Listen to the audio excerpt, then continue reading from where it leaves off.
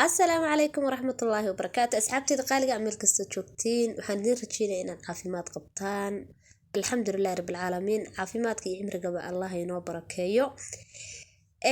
وحينو مريسي قصة ديني وحينو مريسي إيادو أو نينك انتو كالون سوغتاي كالون ستة انتو أركي ويري كالون كي إيغا قد ديتانا وودا دي ويري إيغا ودا قد ديتانا وودا ديدو ويري أما ودا قدو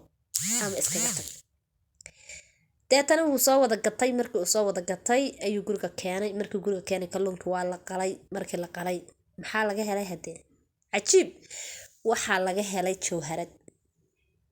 jawharad oo liqay ayaa laga helay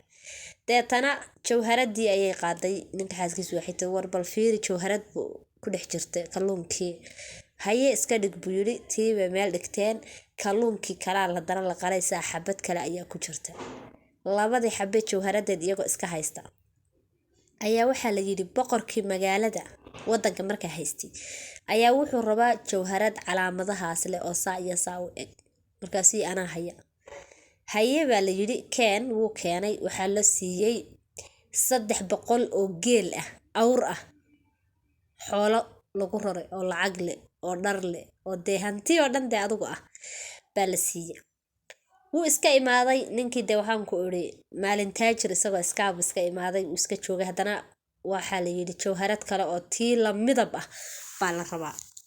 aniga haye ayuu yiri waliba boqorku wuxuu yiri baa la yiri tii hore ninkii aan siiyay xoolihii aan siiyay laban laabkeed ayaan siinaya markii hore 300 buu siiyay moogta